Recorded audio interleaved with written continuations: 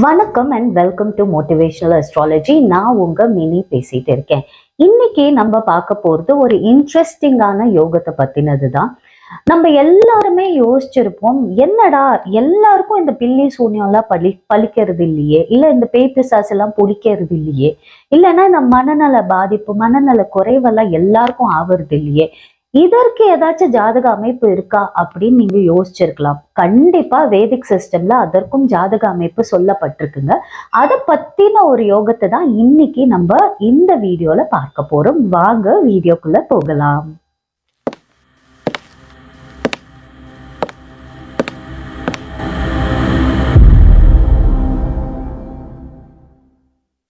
நண்பர்களே, எப்பேற்பட்ட பில்லி சூன்யமா இருந்தாலும் சரி, இல்ல இந்த பேய் பிசாசு அன்றது, இந்த பேய் பிசாசு பிடிக்கிறது, இந்த மாதிரி நிலையா இருந்தாலும் சரி, இல்ல மன ரீதியான தீராத நோய்கள் நீங்க பார்த்திருக்கலாம். இந்த மாதிரி விஷயங்கள் எதுவா இருந்தாலும் சரி, இதற்கும் ஜோதிடத்துல ரூல்ஸ்கள் இருக்கு. அதாவது யோகங்களா சொல்லப்பட்டிருக்கு, அதற்கான பரிகாரங்களும் இருக்கு.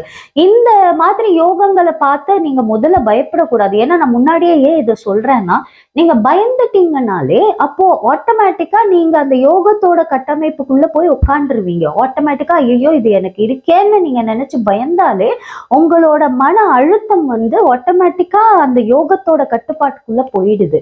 அப்புறம் நீங்க எப்படி சுயமா சிந்திச்சு ஒரு ப்ரிகாஷனோ இல்ல ஒரு பரிகாரமோ பண்ண முடியும்? அப்போ இந்த வீடியோல நான் உங்களுக்கு என்ன தெளிவுபடுத்த விரும்புறேன்னா, ஒருவேளை இந்த யோகம், நான் சொல்ல போற யோகம் உங்க ஜாதகத்துல இருந்துச்சுன்னா பயப்படாம அதற்கு என்ன நம்ம பண்ணணும் அப்படிங்கறத யோசிச்சு பயணிக்கணும் அப்படின்னு தாழ்மையா வேண்டிட்டு இந்த இந்த யோகத்தை என்ன அப்படிங்கறத இப்ப டீட்டெயில்டா சொல்றேன். பல விதமான யோகங்கள் இந்த வேதிக் சிஸ்டம்ல ஒரு பில்லி சூன்யத்துக்கோ இல்ல ஒரு பிசாசு பேய்கள் அன்றதுக்கோ இல்லைன்னா மனநோய்க்கோ சொல்லப்பட்டிருக்கு. அதுல நிறைய விதிகள் இருக்கு, நிறைய ப்ரோஸ் அண்ட் கான்ஸ் இருக்கு. அதாவது விதிகள் செயல்படுறதுக்கும் நிறைய ரூல்ஸ் இருக்கு. அந்த ரூல்ஸை டிமினிஷ் ஆக்கி, அதாவது வாய்ட் ஆக்கி செயல்படாம வைக்கிறதுக்கும் மற்ற கிரகங்கள் இப்படி எல்லாம் இருக்கணும் அப்படின்னு நிறைய விதிகள் அதற்கும் சொல்லப்பட்டிருக்கு. இதெல்லாம் மீறியும் உங்களுக்கு ஒரு விதி செயல்படுது அப்படின்னா மட்டும்தான் அந்த பரிகாரத்தை நீங்க பண்ணணும் அப்படிங்கறதையும் சொல்லிக்கிறேன். இப்ப நம்ம பார்க்க போற யோகத்தோட பேரு பிசாசு யோகம். அப்ப இந்த யோகத்தை கேட்கும் போதே பயமா இருக்குல்ல.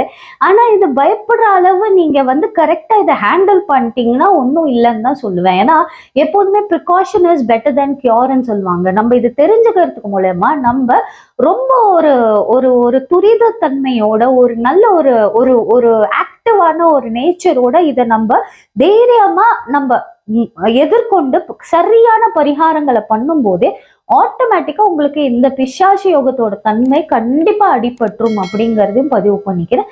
அதே மாதிரி இது ஒரு சுய ஜாதகத்தை பொறுத்து இருக்கு. சில கிரகங்கள் சில பேருக்கு ரொம்ப நல்லா வேலை செய்யலாம். அந்த கிரகத்தோட உதவியோட இதை ஒன்னும் நம்ம இன்னும் டிமினிஷ் பண்றதுக்கு ட்ரை பண்ணும் போதே இன்னும் ரொம்ப நல்லா நம்மளால இந்த யோகங்களை மீண்டு வென்று வர முடியும் அப்படிங்கறதையும் பதிவு பண்ணிக்கிறேன். இப்ப பேசிக்கா இந்த பிசாசு யோகத்தோட விதி என்ன அப்படிங்கறத பார்ப்போம். இப்போ ஒருத்தரோட ஜாதக அமைப்புல லக்னத்துல ராகு சந்திரன் ஏதாச்சும் ஒரு அசுப கிரகம் சேர்க்கை இருந்தாலே இந்த யோகம் பிறக்குது அப்படின்னு சொல்லப்படுது. அதிலும் சனி போன்ற ரொம்ப ருக்ரமான கிரகங்கள் இந்த ராகு சந்திரனோட சேரும் போதே ஒன்னும் ஒரு வீரியமான ஒரு மன அழுத்தத்துக்கு அந்த ஜாதகர் தள்ளப்படுவாங்க அப்படின்னு சொல்லப்படுது.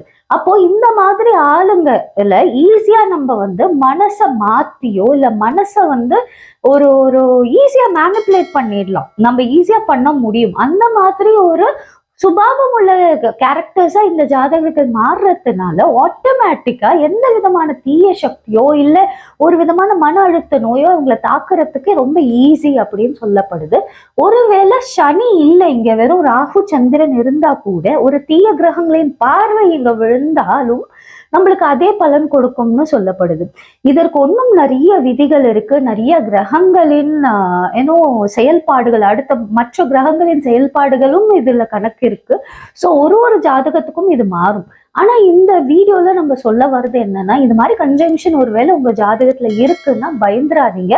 கண்டிப்பா இதற்கும் பரிகாரங்கள் சொல்லப்பட்டிருக்கு. நீங்க சரியான அனாலிசிஸ், ஏன்னா இது ஃபர்ஸ்ட் உங்களுக்கு ஒர்க் ஆகுதான்னு பார்க்கணும். ஏன்னா இது உங்க ஜாதகத்திலேயே பல கிரகங்களோட பொசிஷனிங்னால கேன்சல் ஆயிடுச்சுன்னா இதை பத்தி நீங்க பயப்பட தேவையே இல்லை. ஏன்னா இது அப்படியே உல்டாவா மாறி அவங்க எல்லாம் பெரிய இன்டெலிஜென்ட்டா, ரொம்ப ரிசர்ச் ஓரியன்டா அப்படியெல்லாம் மாறுறதுக்கான வாய்ப்புகள் ஜாஸ்தி இருக்கு.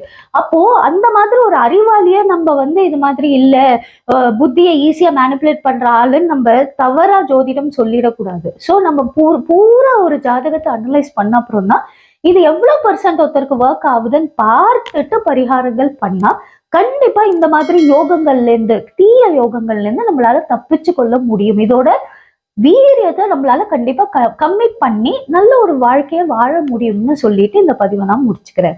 இந்த பதிவு உங்களுக்கு பிடிச்சிருக்கும் நம்புறேன். இந்த பதிவு உங்களுக்கு பிடிச்சிருந்தா ப்ளீஸ் லைக் பண்ணுங்க, ஷேர் பண்ணுங்க, சப்ஸ்கிரைப் பண்ண மறந்துடாதீங்க. உங்களிடமிருந்து விடை பெறுவது உங்கள் மினி. நன்றி, வணக்கம்.